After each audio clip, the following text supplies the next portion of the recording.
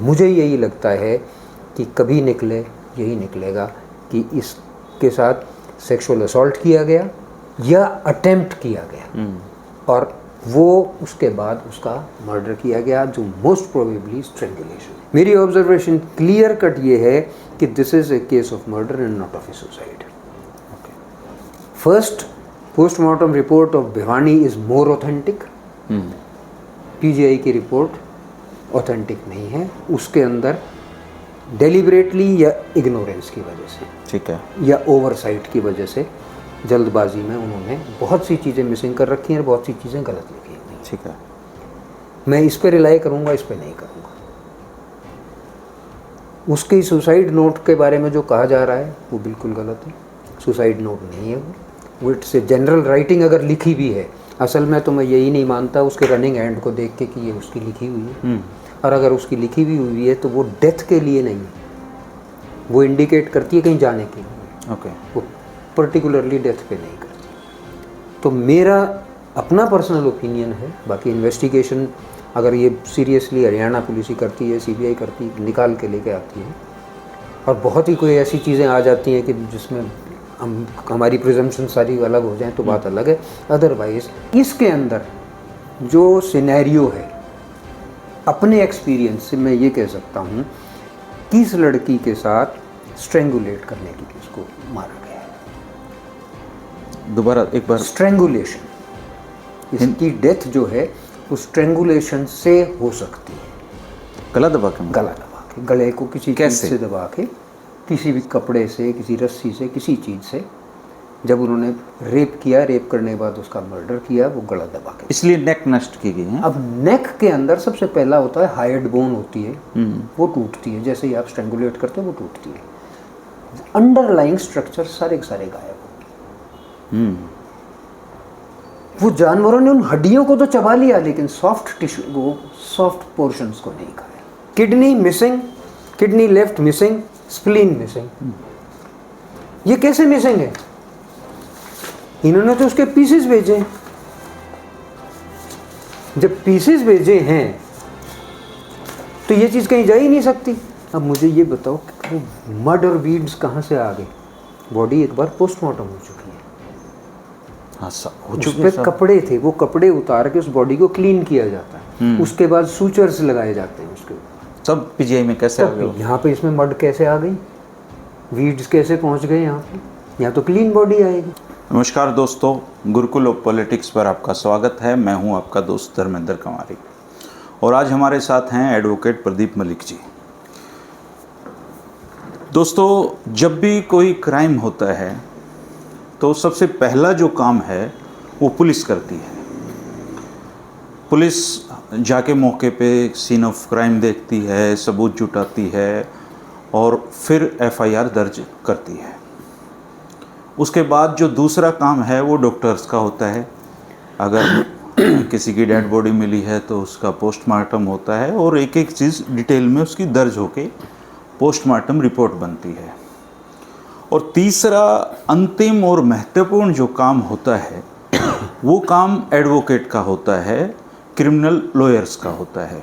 वो ये देखते हैं कि पुलिस ने कहाँ खामियां छोड़ी, पुलिस ने कहाँ आरोपियों को बचाने के रास्ते छोड़ दिए या आरोपियों को गलत फंसाया गया, डॉक्टर्स ने कहाँ मिस्टेक की या डॉक्टर्स की बात को पुलिस ने कहाँ नहीं समझा।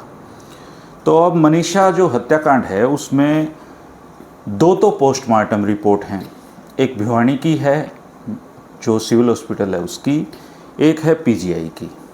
पुलिस की एफआईआर रिपोर्ट है और पुलिस ये मान चुकी है कि ये क्लियर सुसाइड केस है मनीषा का, तो पुलिस का पक्ष तो क्लियर हो गया है। पोस्टमार्टम रिपोर्ट दो हैं, अब तीसरी और आ जाएगी एम्स की, क्योंकि एम्स में भी पोस्टमार्टम रिपोर्ट होगा। लेकिन एडवोकेट प्रदीप मलिक जी हरियाणा के उन चुनिंदा वकीलों में से एक हैं जिन्होंने अपने जीवन काल में हजारों ऐसे केसेस में सज़ा दिलवाई है जिसमें पुलिस ये मान चुकी थी कि ये सुसाइड केस है। और आपको याद होगा रोहतक में एक नेपाली युवती की बहुत ही गैंगरेप के बाद हत्या की गई थी, उनके दोषियों को भी उम्र कैद की फांसी की सज़ा इन्होंने ही दिलवाई थी। तो आइए जानते हैं मनीषा के केस में क्या पेच है और मनीषा की पोस्टमार्टम रिपोर्ट की डिटेल्स क्या कहती हैं। नमस्कार भाई साहब। आपका काम तब शुरू होता है जब ये दो काम खत्म हो चुके होते हैं, और मैं देख रहा हूँ कि आप इस केस में इन्वॉल्व इस तरीके से हैं कि आप इसकी डिटेल्स को लगातार पढ़ रहे हैं। जी। तो प्लीज़ खोल के पूरी ऑब्जर्वेशन बताइए हमारे दर्शकों को। देखिए, मनीषा का जो केस है वो उजागर हुआ था 13 तारीख को। जी। मैं बहुत रिफ्रेन कर रहा था इसमें कुछ बोलने से, क्योंकि मेरे पास कोई डॉक्यूमेंट्स नहीं थे। उसके बाद मेरे को ये पोस्टमार्टम रिपोर्ट्स अवेलेबल हुई, मौके की कुछ फ़ोटोग्राफ्स अवेलेबल हुई, उसका जो तथाकथित सुसाइड नोट है वो अवेलेबल हुआ, और उसकी एडमिटेड हैंडराइटिंग का जो रजिस्टर है वो अवेलेबल हुआ। मैंने, क्योंकि ये हरियाणा के अंदर बहुत ज़्यादा इसके अंदर वो हो गया था, तो मेरी भी क्यूरियोसिटी थी कि ऐसा क्या है। जी। तो मैंने इसको बहुत गहनता से इसको मैंने पढ़ना शुरू किया, और जैसे जैसे मैं पढ़ता चला गया ये क्लियर होता चला गया कि पुलिस ने इसमें इन्वेस्टिगेशन तो की ही नहीं। अच्छा जी। कहीं से शुरुआत से लेके अब तक इन्वेस्टिगेशन नाम पे कोई शब्द नहीं, कुछ भी नहीं हुआ। कुछ नहीं हुआ है। जब भी कोई क्राइम होता है, आपको पता चल गई डेड बॉडी की लोकेशन, वहाँ पुलिस जाती है, सबसे पहले सीन ऑफ क्राइम को प्रिजर्व किया जाता है। जी। उस जगह को चारों तरफ से घेराबंदी होती है, वहाँ हमारी फोरेंसिक की टीम जाती है, वहाँ से इंक्रिमिनेटिंग एविडेंस जो भी कलेक्ट कर सकती है वो कलेक्ट करती है, उनको आईओ को सौंपती है जी। कि ये चीज़ें यहाँ मिली हैं, ये आप रखिए। वो बॉडी को एग्जामिन करती है, सारी चीज़ें देखती है। जी। सीन ऑफ क्राइम को यहाँ प्रिजर्व ही नहीं किया गया, वहाँ लाखों आदमी घूम रहे थे। हाँ, वो नष्ट हो गए, जो सारी चीज़ें नष्ट हुई थी। इन्होंने सीन ऑफ क्राइम पे ये बताया कि डेड बॉडी वहाँ पे इस हालत में पड़ी हुई थी, उस पर मिट्टी लगी हुई थी, जो पोस्टमार्टम रिपोर्ट है उसमें झाड़ियों के अंदर बालों में वो फंसे हुए थे, जबकि उसकी फ़ोटो देख के ये क्लियर लगता है कि गर्दन से ऊपर के हिस्से को ही सिर्फ नुकसान पहुँचा है, उससे नीचे की बॉडी को कुछ भी नहीं हुआ। ओके। अब सवाल उठता है, क्या हमारे यहाँ के जो स्कैवेंजिंग एनिमल्स हैं वो इतने समझदार हो गए हैं कि वो सिर्फ गर्दन से ऊपर का हिस्सा खाएंगे, नीचे वाले को टच भी नहीं करेंगे, उसके कपड़ों के ऊपर भी पंजों के निशान नहीं लगेंगे जी, वो फाड़ने की कोशिश नहीं करेंगे। जबकि अगर इनकी बात मान ली जाए कि ये वो पॉइजनिंग का केस था, तो पॉइजन का effect starts from your mouth, फिर उसके बाद इसी फिगर से लेकर ऑर्गन्स तक जाता है। ओके।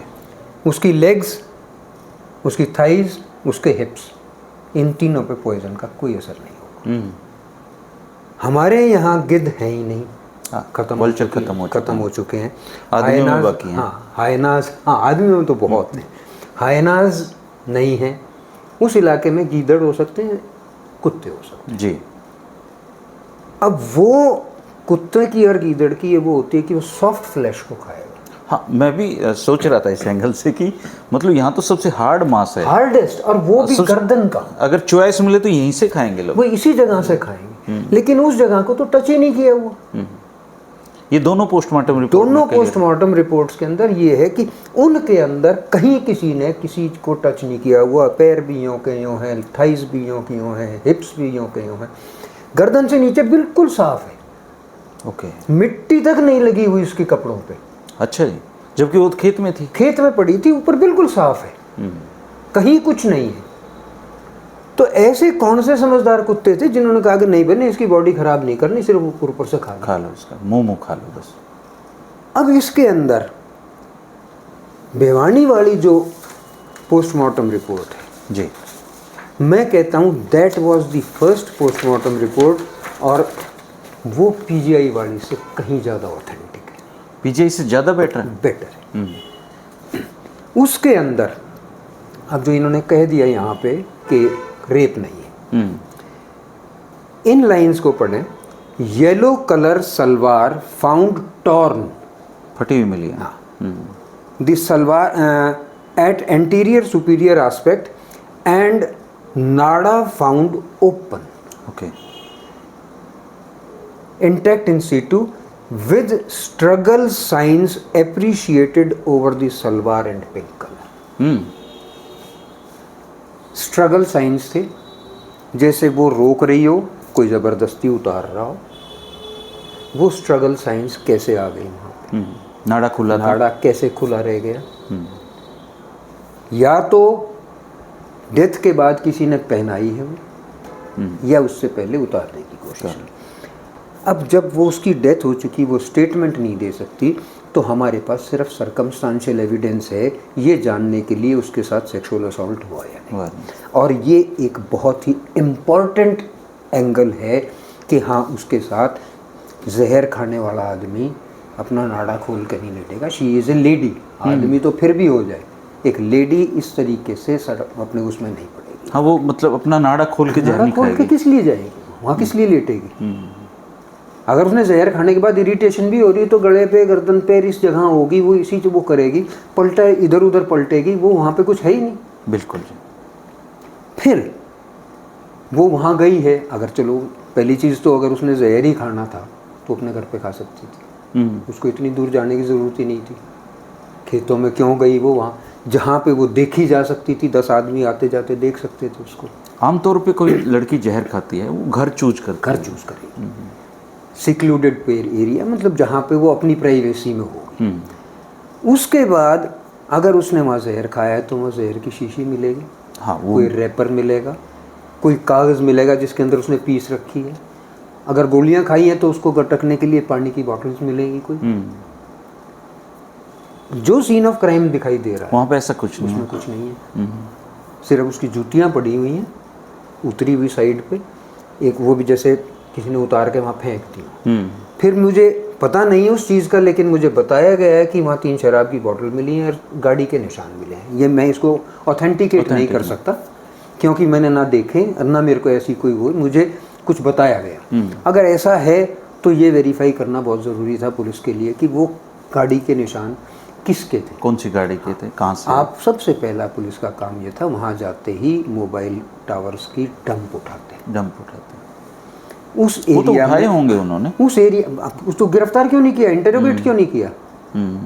जिन लोगों का उस एरिया में उस टाइम में मोबाइल एक्टिव था उन सबको बुलाते, उनसे पूछताछ करते। वहाँ जो गाड़ी के निशान मिले हैं उसके टायर्स को, उसके टायर मार्क्स उठाते, उनकी गाड़ियाँ वेरीफाई करते। वहाँ की मिट्टी और वहाँ की मिट्टी को आप केमिकल एग्जामिनेशन करते, उनके टायरों पे लगी हुई मिट्टी और उस मिट्टी को, दोनों का तो उसी टाइम पकड़े जाते।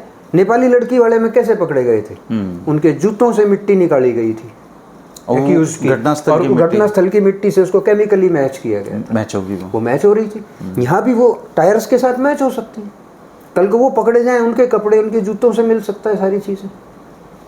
फिर भाई धर्मेंद्र, जब भी कोई जानवर खाएगा तो उसकी लार वो एक्सपोज होगी, वो लगेगी वहाँ पे। ऐसा कहीं कुछ नहीं, ना किसी पोस्टमार्टम रिपोर्ट में आया है, ना ही किसी साइंटिफिक उसमें एग्जामिनेशन के अंदर आया कि कोई दोनों पोस्टमार्टम किसी में भी नहीं।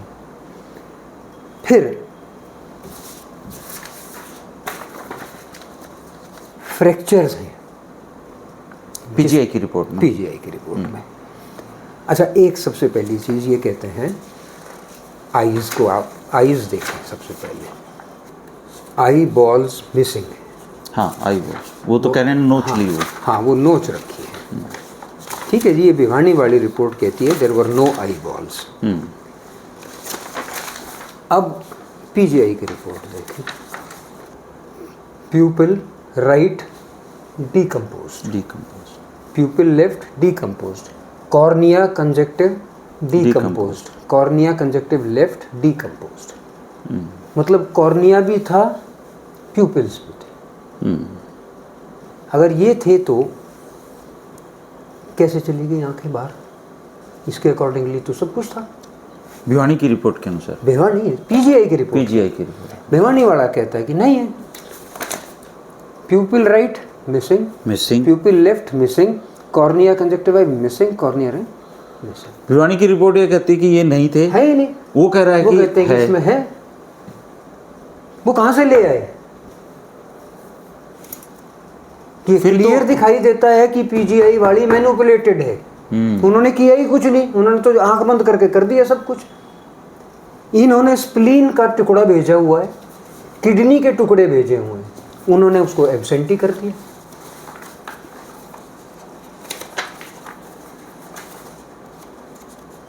टुकड़े भेजे, पूरी तो नहीं भेजी? नहीं भेजी, वो इसीलिए ना उसके पीसेस मिलने चाहिए। Kidney missing, kidney left missing, spleen missing. ये कैसे मिसिंग है? इन्होंने तो उसके पीसेस भेजे। जब पीसेस भेजे हैं तो ये चीज कहीं जा ही नहीं सकती।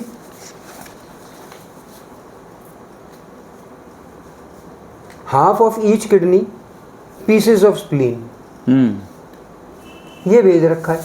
तो पीसेस ऑफ स्प्लीन है तो स्प्लीन तो बचा हुआ तो उसी में ही है बॉडी में। वो कहाँ जाएगा? आधी आधी किडनीज उसके अंदर है। वो सारी की सारी आपने नकार दी एकदम। और सुप्रीम कोर्ट की ऐसी तैसी कर दी आपने, जिसने ये कहा है कि सीमन की प्रेजेंस या एब्सेंस से ये साबित नहीं होता कि रेप हुआ है नहीं हुआ। ओके। सुप्रीम कोर्ट कहता है non presence of semen is इमैटेरियल। उन्होंने ये भी डिक्लेयर कर दिया कि उन्होंने सीमन नहीं है तो ये रेप नहीं हुआ। जबकि सबसे पहले तो आपको इस रिपोर्ट को पढ़ना चाहिए था बेवानी वाली को।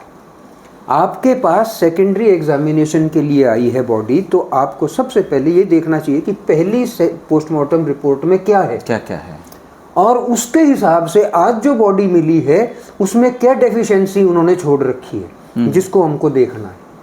उन्होंने उसको तो देखा ही नहीं, वो कपड़े मंगाए ही नहीं उन्होंने। बॉडी यहाँ न्यूड गई है। ओके। कपड़े थे नहीं पीजीआई कपड़े नहीं पीजीआई में, क्योंकि कपड़े तो उन्होंने फॉरेंसिक में भेज दिए भिवानी वालों ने। अब कपड़े बॉडी के यहाँ से नीचे कपड़े थे उसके। अब वो क्या कहते हैं, body was covered with mud. PGI वाले कहते हैं। अब वो कैसे चले गए मेरे को ये समझ में नहीं आता। कपड़ों के नीचे receive dead body of a female individual for re-postmortem wrapped in white plastic. Body was naked. Primary postmortem was done in or body was smudged with mud and weeds at places. अब मुझे ये बताओ कि mud और weeds कहाँ से आ गए? Body एक बार पोस्टमार्टम हो चुकी है। हाँ, उस पे कपड़े थे, वो कपड़े उतार के उस बॉडी को क्लीन किया जाता है। उसके बाद सूचर्स लगाए जाते हैं उसके ऊपर। सब पीजीआई में कैसे आ गए? यहाँ पे इसमें मड कैसे आ गई, वीड्स कैसे पहुंच गए यहाँ पे? यहाँ तो क्लीन बॉडी आएगी। तो ये डेफिशिएंसीज जो हैं ये दिखा रहे हैं कि इसको जब ये हंगामा हुआ तो इनको झूठा साबित करने के लिए इसको ले आए और आके मतलब आपका इशारा इस तरफ है कि अगर अपराधी पकड़े भी जाएं तब भी वो बच जाएं, बचाएं। इसके अंदर जो सिनेरियो है, अपने एक्सपीरियंस से मैं ये कह सकता हूँ कि इस लड़की के साथ स्ट्रेंगुलेट करने की उसको मारा गया है। दोबारा एक बार, स्ट्रेंगुलेशन, इसकी डेथ जो है वो स्ट्रेंगुलेशन से हो सकती है। गला दबा के? गला दबा के, गले को किसी चीज़ से दबा के, किसी भी कपड़े से, किसी रस्सी से, किसी चीज़ से। जब उन्होंने रेप किया, रेप करने के बाद उसका मर्डर किया, वो गला दबा के कर दिया। अब उसके बाद नेक ही ये बता सकती है कि उसकी डेथ स्ट्रेंगुलेशन से हुई, एस्फिक्सिया से हुई, मुंह को दबा के स्मॉदरिंग से हुई, कैसे हुई, वो चीज़ उससे पता चल सकती है। इसलिए नेक नष्ट की गई है। अब नेक के अंदर सबसे पहला होता है हाइड बोन होती है, वो टूटती है। जैसे ही आप स्ट्रेंगुलेट करते हो वो टूटती है। अंडरलाइंग स्ट्रक्चर सारे के सारे गायब हो गए। वो जानवरों ने उन हड्डियों को तो चबा लिया, लेकिन सॉफ्ट टिश्यू को, सॉफ्ट पोर्शंस को नहीं खाया। तो ये जो इंडिकेट कर रहा है, उसके कपड़े खुले हुए थे, सलवार खुली हुई थी, फोर्स के निशान थे वहाँ पे। उसके बाद उसके दोनों घुटनों पे चोट के निशान है। वहाँ कच्ची ज़मीन है, वहाँ अगर वो गिरेगी भी तो उसको चोट के निशान, चोट नहीं लगेगी। अगर उसके घुटनों पे चोट के निशान है तो कॉन्करेंट उसकी जो जगह सलवार की है उस पे भी मार्क्स मिलने चाहिए। हम्म, अगर वो इतनी जोर की लगे हैं कि अंदर यहाँ स्क्रैचेस भी आ गए कटेगा। तो उसके सलवार पे भी, अगर नहीं है तो इसका मतलब जिस वक्त उसको चोट लगी वो सलवार नहीं पहने हुई थी, हम्म, तब वो निशान आए। वो निशान आने का मतलब है कि फोर्स यूज की गई उसके साथ। वो फोर्स सेक्सुअल असॉल्ट के लिए भी हो सकती है, वो मारने के लिए भी हो मारने सकती है, वो किसी के, हम प्रिज्यूम कर सकते हैं यहाँ बैठ के, क्योंकि हम मौके पे नहीं थे, तो सिर्फ मौके की चीज़ों से हम प्रिज्यूम कर सकते हैं। अच्छा, इसको थोड़ा सा और समझाओ कि आपको क्यों इतना मतलब पक्का लग रहा है कि उसकी गला दबा के हत्या की गई? इसका पोस्टमार्टम रिपोर्ट में कुछ है, स्टूल वगैरह कुछ उसका इंडिकेट किया? स्टूल निकला हुआ है, स्टूल निकलता है कार्डियक अरेस्ट में, और कार्डियक अरेस्ट कि उसकी हर संभावना केस नहीं में है होता है। उसकी वहाँ पे लड़की के साथ संभावना ही नहीं है। उसमें नहीं है, उसका कोई वो नहीं है। और कार्डियक अरेस्ट का मतलब कोई भी ऐसे ऑर्गन्स फेलियर होंगे, जैसे गला दबाने से ऑर्गन फेलियर्स होते हैं, लंग्स और ये सारी चीज़ें फेल होंगी, उससे कार्डियक अरेस्ट होगा और उससे स्टूल पास होगा। ओके। जब भी गर्दन को आप दबाएंगे किसी की, प्रेशर पड़ेगा, तो प्रेशर के अंदर यूरिन और स्टूल निकलेगा। स्टूल निकलेगा। इस लड़की का भी निकला। अब इसके अंदर क्योंकि कई दिन हो चुके थे, यूरिन ड्राई अप हो गया होगा, इसलिए उसका यूरिनरी ब्लैडर जो है वो एम्प्टी है, खाली है। बिल्कुल खाली है। जबकि बिल्कुल खाली होने का कोई मतलब नहीं होता, थोड़ा बहुत पानी वानी कहीं ना कहीं यूरिन मिल जाता है, चाहे कितना ही पुराना हो, उसका कंप्लीटली एम्प्टी है। तो प्रिजम्पशन हम ये कर सकते हैं कि जब वो स्टूल पास आउट हुआ, यूरिन भी पास आउट, और वो उसका यूरिनरी ब्लैडर, इसीलिए उसका स्टूल पास आउट हुआ है। बेवानी रिपोर्ट कहती है कि उसकी स्टमक के अंदर 50 ml के करीब कंटेंट्स थे, कीटनाशक उसके अंदर था, जिसका विसरा उन्होंने भेज दिया। तो उसने कुछ खा भी रखा था जिसके कंटेंट्स उसके अंदर आ गए। तो ये अब इतनी जल्दी बॉडी की डीकम्पोजिशन, एक चीज़ तो ये कि जिस टाइम बॉडी डिटेक्ट हुई, डेथ का टाइम और उस टाइम में डॉक्टर साहब ने तो 2 दिन का दे दिया, दोनों रिपोर्ट में। उसने 3 दिन का दिया, इसने 2 दिन का दिया। लेकिन मैं डेथ से और पोस्टमार्टम के बीच 24 घंटे का टाइम देता हूँ। अच्छा। उससे ज़्यादा नहीं हो सकता। क्या होता है धर्मेंद्र भाई, जैसे ही डेड बॉडी डेथ होती है तो उसमें एरिया में अगर मक्खियाँ हैं तो अंडे दे देती हैं उस डेड बॉडी के ऊपर। वो इमीडिएट से लेके 3 घंटे के बीच में आ जाते हैं, शुरू हो जाते हैं। इसके ऊपर फ्लाइज के एग्स मिल गए थे, मिले हैं। हाँ, एग्स बॉडी के ऊपर वो मिले हैं। इसका मतलब वो 3 घंटे से तो ऊपर का टाइम हो गया उसको। ठीक है जी। वो डेवलप होते हैं मैगट्स में, वो 24 घंटे के बाद होते हैं। इस बॉडी पे मैगट्स नहीं मिले, सिर्फ एक्स मिले, सिर्फ एग्स मिले फ्लाइज के। तो इसलिए मैगट्स डेवलप नहीं हुए थे, तो 24 घंटे से कम का टाइम रह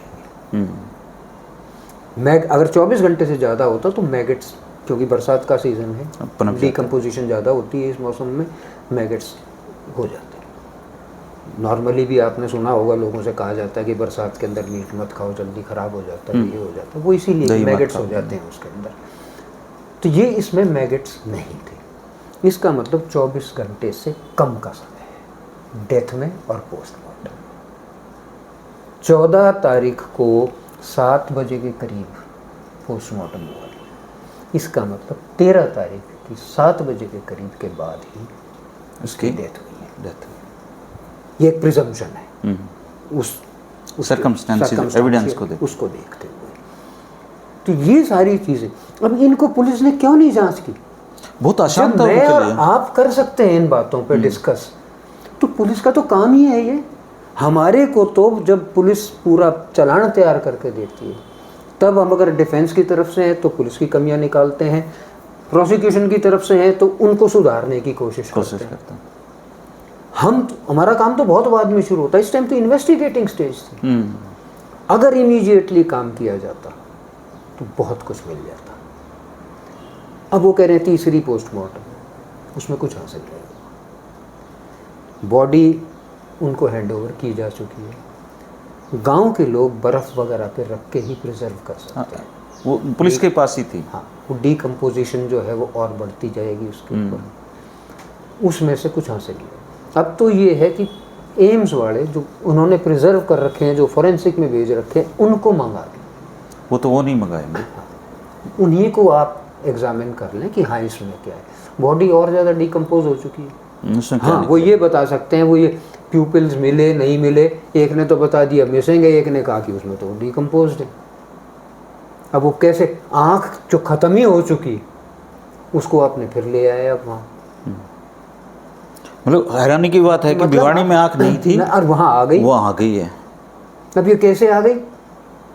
ये तो ये डॉक्टर जवाब देंगे पीजीआई वाले कि आपने नई बना के डाल दी क्या उसके अंदर, या इतनी दिन में ग्रो कर गई वो। इतने दिन भी कहाँ, नेक्स्ट डे का ही है। अच्छा, फिर धर्मेंद्र भाई आपने पढ़ा होगा इसका सुसाइड नोट जी, क्या आप उसे सुसाइड नोट कहेंगे? उसमें कई सारे सवाल हैं जी, बहुत सारे सवाल। मैं आपको एक चीज़ बताऊँ, मैं मतलब 20 साल जर्नलिज्म की, उसमें 10-11 साल क्राइम की रिपोर्टिंग में देखा, मैंने करा, मुझे ऐसा सुसाइड नोट नहीं मिला कभी भी। देखिए उसके अंदर कहीं भी उस लड़की ने ये इच्छा जाहिर नहीं की हुई, ये परेशानी कि मैं इतनी तंग आ गई हूँ कि मैं अपनी जान देना चाहती हूँ। रीजन नहीं दे रखा नॉट उसने। Written a single word about her own death. वो सिर्फ ये कहते हैं कि आपने मेरे लिए इतना किया, आपने मेरे को लीजेंड की तरह पाला, आपने मेरे को इतना सब किया, मैं आपकी उस पर खरी नहीं उतर सकी। हो सकता है कि वो लिख के छोड़ के और चली जाना चाहती हो कहीं, किसी के साथ जाना चाहती। पर मरने की बात नहीं। मरने की बात तो उसने कही ही नहीं। उसको कैसे प्रिज्यूम कर लिया कि वो उसका डाइंग डिक्लेरेशन। आमतौर पे अगर इस तरह लेटर लिखते हैं तो लास्ट में वो लिखती, मैं आपकी बेटी हूँ, मैं मरने जा रही हूँ, मैं करती, साइन भी करती, वो कुछ ना कुछ होता। और इतनी समझ भी बच्चों में है कि ये मेरी इसके लिए तंग ना किया जाए, कुछ लिखती वो। आपने देखे हैं धर्मेंद्र भाई, आप इतना पुराना आपका क्राइम के साथ वो रहा है, एजिटेटेड माइंड होता है जिसने सुसाइड करना है, वो इतना नीट क्लीन हाथ से इतने परफेक्ट वर्ड्स नहीं लिख सकते। और वो भी इस पेज पे, मतलब कोरा पेज बच्चों के पास। हाँ, बना के एक एक वर्ड, उसकी एडमिटेड हैंडराइटिंग देखो जो रनिंग हैंड में है, वो अलग है, वो बिल्कुल अलग है। कोई भी देख के बता देगा। और ये वाली इतनी क्लियर अलग अलग वर्ड्स करके आपने लिख रखे हैं, उसको आपने बता दिया, वो आपने चलो मान भी लिया, वो उसको लेके चली गई और उसके पास इतनी एजिटेटेड होने के बाद उसके पास इतना होश था कि उसने जहर खरीदा, साथ में कहा कि बिल और दे दे। हाँ, बिल भी दे दो, घर वाले मांगेंगे। जाओगे मरने के लिए, जहर खरीदने जाओगे तो क्या आप ये कहोगे ना बिल दे दे मेरे को? बिल तो आमतौर पे वैसे भी जमींदार भी नहीं, वैसे भी नहीं मांगते। हम 10 चीजें खरीदने जाते हैं, और रजिस्टर में एंट्री भी की है बाकायदा उसने। मतलब आमतौर पे करते नहीं है, कोई नहीं करता। आप आज ले आओ जो अपने गेहूं में डालने वाली गोलियां, कोई नहीं। फिर धर्मेंद्र भाई ऑर्गेनोफॉस्फोरस, मैं निकाल रहा था इस पे। ऑर्गेनोफॉस्फोरस जो केमिकल है, जो पेस्टिसाइड है, वो मोस्ट कॉमनली यूज्ड पेस्टिसाइड। आप अगर पढ़ेंगे तो कोको कोला वगैरह जितनी सॉफ्ट ड्रिंक्स होती हैं, उन सब के अंदर एक परसेंटेज उसको क्लीन करने के लिए ऑर्गेनोफॉस्फोरस की डाली। अच्छा जी, यस। थोड़ा बहुत कीटनाशक सभी पी रहे हैं। वही मैं कह रहा हूँ, आप जो अंडरग्राउंड वाटर पी रहे हो खेतों में, जो गाँव में रहते हैं, उनके अगर आप उसने अभी ट्यूबवेल का पानी पिया है और उसके आधे घंटे बाद उसका ब्लड टेस्ट कराते हो तो उसके अंदर भी ऑर्गेनोफॉस्फोरस के ट्रेसेस मिल जाएंगे। आप 2 कोक पी के आधे घंटे बाद करा लो, जैसे वो ब्लड में डिजोल्व होती है, ट्रेसेस, ये नहीं करे भर जाए, ट्रेसेस ऑफ ऑर्गेनोफॉस्फोरस तब भी मिल जाएंगे। और ऑर्गेनोफॉस्फोरस की जो उससे डेथ होती है, माइल्ड पॉइजनिंग से आपको डिलीरिया हो जाएगा, डायरिया होगा, आपको वॉमिटिंग होगी, आसपास में ऐसी कहीं कोई चीज़ नहीं जी। ऑर्गेनोफॉस्फोरस की जो सिम्टम्स हैं, हमारी जो मेडिकल जूरिस्प्रूडेंस है, एक बार उसमें निकाल के डॉक्टर साहब से कहिए कि पढ़ लो। उस बॉडी के ऊपर वॉमिट किया है उसने, कपड़ों पे आया है, कहीं जहाग नहीं आते, वॉमिटिंग हो गई। वॉमिट है इसमें कहीं? नहीं है, इसमें कहीं वॉमिट है ही नहीं, सीधा पेट में चला गया उसके, सीधा पेट में और उसने उसको मार दिया और वॉमिटिंग नहीं हुई। वॉमिटिंग नहीं हुई। अब ये मुझे ये समझ में नहीं आया, वो वॉमिट नहीं हुई किसी तरीके, उसका जो और जो सिम्टम्स हैं वो किसी तरीके के उसकी बॉडी पे नहीं है। सिर्फ उसके कंटेंट्स आपने भेजे एफएसएल में, एफएसएल से इतनी जल्दी रिपोर्ट भी आ गई, उन्होंने आते ही आपको दे दिया कि नहीं जी पॉइजनिंग है। 13 तारीख को इन्होंने यहाँ आके दूसरा 14 को इन्होंने दूसरा पोस्टमार्टम किया है और इमीडिएटली बाद इन्होंने रिपोर्ट दी। तो आप ठीक है, पैडिंग होती है, इन्वेस्टिगेशन जब की जाती है, पुलिस जो है वो 10 तरह के सबूत बनाने के लिए, क्योंकि अगर सीधे रास्ते चलेगी तो नहीं सज़ा होती, नहीं आता। डिस्क्लोजर स्टेटमेंट लिखे जाते हैं, आदि चीज़ें होती हैं, वो मौके दिखाते हैं कि हमने मौके पे कार्रवाई की थी, थाने में जाके करते हैं। आपने कभी कोई नशे का या स्मगलर को मौके पे बैठ के आपने किसी को कार्रवाई करते नहीं देखा? हमेशा ही ऐसी रिपोर्ट लिखी जाती है कि पुलिस पार्टी को देखकर वो भाग लिया, वो एक स्टैंडर्ड लिखा है, खेतों में बने हुए अज्ञात कोठड़े में मिल गई। बस वो हर जगह यही होता है, वो करते हैं padding.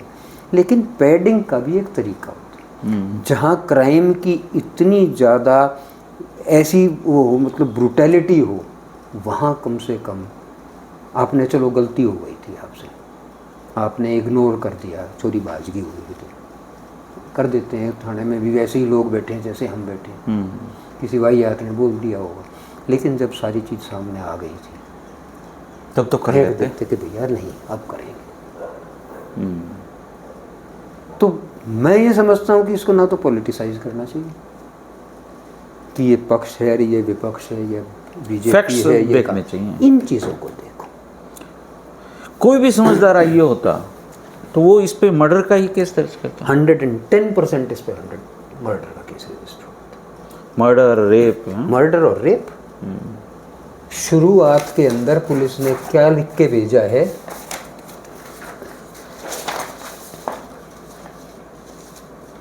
As per information provided by police, apparent cause of death as per police inquest report column number 14, गलत काम करके गला रेत कर हत्या।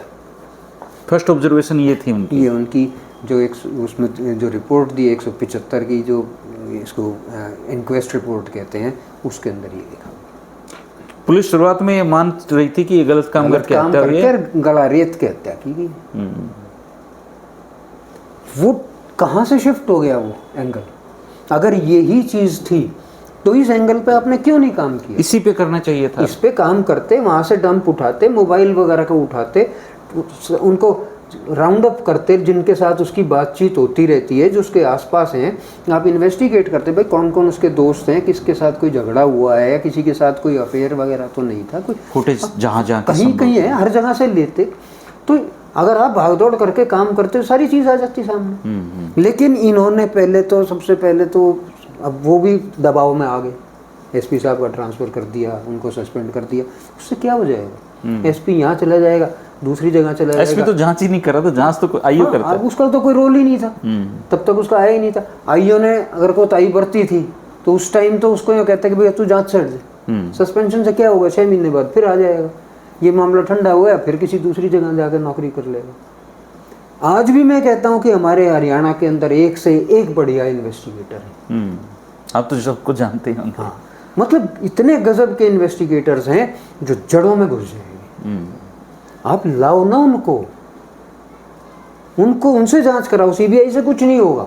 सीबीआई तो सीबीआई सब कुछ खत्म हो जाएगा। 6 साल, अब एक चीज बताओ, इतने दिन के बाद तो सीबीआई आएगी, वो अपनी नई एफआईआर दर्ज करेगी, फिर से कार्रवाई करेगी, मौके पे उसको कुछ मिलना नहीं, जो पुलिस ने इकट्ठा कर रखा है वो उनको हैंड ओवर कर देंगे, क्या करेंगे? अच्छा भाई साहब, ये जैसे दोनों रिपोर्ट पढ़ने के बाद आप कंक्लूड अगर हम इसको करें तो आपकी ऑब्जर्वेशन 3-4 लाइनों में बताओ।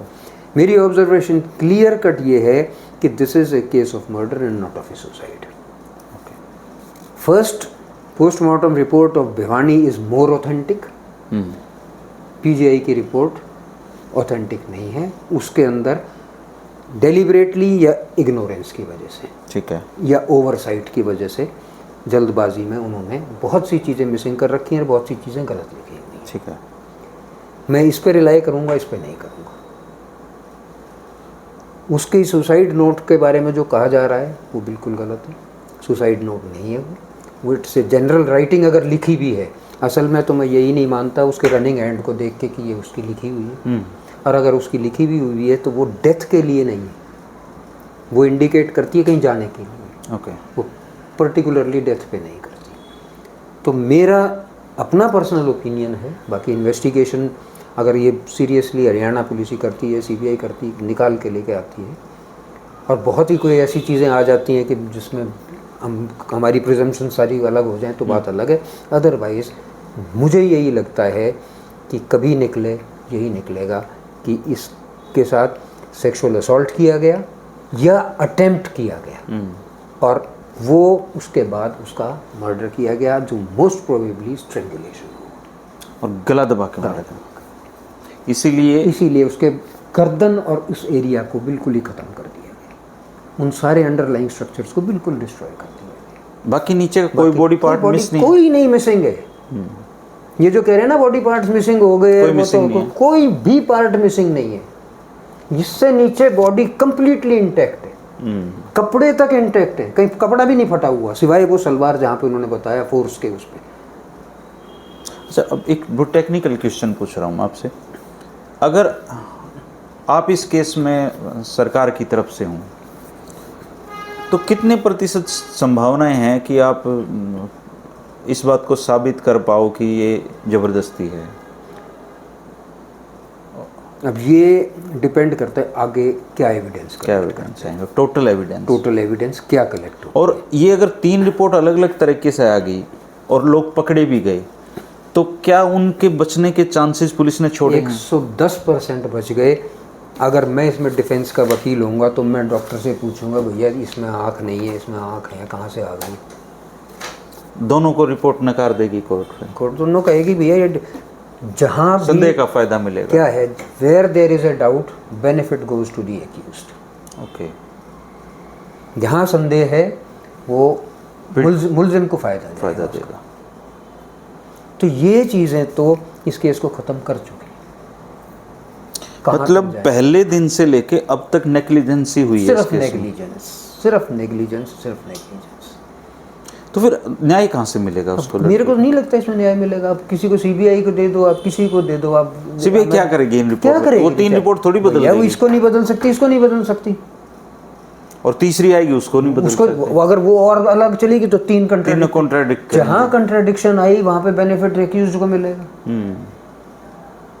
तो ये तो क्लियर उसको साफ करते जा रहे हैं सारी चीज़। बहुत अपसेट करने वाली बातें समझ में नहीं आ रही मेरे को। ये चीज़ तो मैं देख के हैरान रह गया। ये तो कह रहे हैं मिसिंग है आँखें, वो कह रहे हैं कि नहीं जी डिकम्पोज है।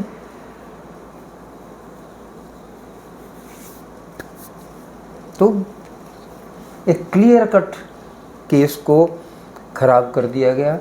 वो हो सकता है अपने उसको बचाने के लिए कि मैं अपने आप को तो बचा लें भैया, तुम क्यों मरते, ये तो जो होना था वो हो गया। या किसी ऐसे को बचाने के लिए जिसका कोई दबाव हो, प्रिजम्पशन, अगेन है प्रिजम्पशन, हम कुछ नहीं कह सकते।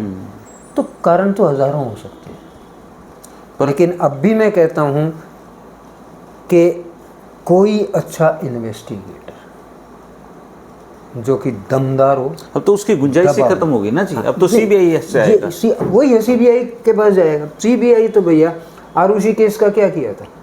बहुत सारे केस हैं जी। सुशांत राजपूत का क्या हुआ? हाँ, ये अपना सुशांत वाला गया, ये अपना निठारी वाला था, ये सारे। सीबीआई जब तक आती है तब तक तो बहुत लंबा खत्म हो जाता है, कुछ भी नहीं मिलता उसके अंदर। सीबीआई को तो कोई मामला लटकाना होता है, 6-7 साल तो इन्वेस्टिगेशन करेंगे, 15 साल वो चलेगा, उसका ट्रायल चलेगा। सीबीआई के तो ट्रायल भी ऐसे ही चलते हैं। उसके बाद अगर कोई बड़ी हस्ती मिल गई तो वो वैसे लटकाए रखेगा उसको, ऐसे लटकाए। ये आंदोलन महीना हो जाएगा, 2 महीने हो जाएगा। अब भाई उसके बाद पोस्टमार्टम हो जाएगा, फिर उसका दाह संस्कार हो जाएगा बेटी का, फिर बात खत्म, फिर जांच होती रहेंगी। मैं आपको 6 महीने के बाद इस परिवार को अकेला दिखा दूंगा, कोई नहीं आएगा। किसको? कौन रोजाना नहीं वहाँ टाइम पर- भाई किसी के पास नहीं है, मैं और आपके पास भी टाइम नहीं है। मैं एक प्रोफेशनल की हैसियत से तो काम कर लूंगा, ठीक बात है। लेकिन वैसे मैं कब तक वो कर सकता हूँ? मैं नहीं कर सकता। मुझे अपना टाइम अपने हिसाब से भी तो यूज करना। कोई नहीं खड़ा होगा, ये परिवार अकेला रह जाएगा अपने मन के अंदर लेके इन चीजों को। दोस्तों ये भिवानी की रिपोर्ट है और ये पीजीआई की रिपोर्ट है। एक तीसरी रिपोर्ट और आ जाएगी, उसको भी आप प्लीज़ पढ़ना, जरूर है, उस पर भी एक बार बात करेंगे। बिल्कुल बात करें। लेकिन लीगल पॉइंट से आप अगर देखें तो 30-35 साल तो भाई साहब को क्रिमिनल की प्रैक्टिस करते हुए हो गए और पता नहीं कितने केस अपनी ज़िंदगी में लड़े हैं। और बहुत ही अपसेट मन से मैं देख रहा था, आप कह रहे थे कि मतलब न्याय की गुंजाइश कम है, बहुत कम है, और नेग्लिजेंसी बहुत ज़्यादा है। नेग्लिजेंस, ओवरसाइट, हड़बड़ाहट क्या है वो मनीषा बेटी को इंसाफ मिलने की गुंजाइश बहुत कम है दोस्तों। पुलिस ने भारी लापरवाही बरती, अपना काम ढंग से नहीं किया, और इसका फ़ायदा अगर पकड़े भी गए लोग तब भी उन आरोपितों को ही मिलेगा, क्योंकि पुलिस ने बहुत सारी खामियां छोड़ दी, डॉक्टरों से बहुत सारी गलतियां हो गई हैं। आप इस बारे में क्या कहेंगे ज़रूर कमेंट करके बताना। फैक्ट्स कभी झूठ नहीं बोलते दोस्तों, और जब अदालत में केस चलते हैं तो वहाँ पे फैक्ट्स ही काम आते हैं, एविडेंस ही काम आते हैं, और एविडेंस ही किसी को सज़ा दिलाते हैं, एविडेंस ही किसी को बरी कराते हैं। आप इस बारे में अपने विचार जरूर रखना। शुक्रिया भाई साहब, आपने समय दिया। बहुत बहुत नमस्कार, थैंक यू।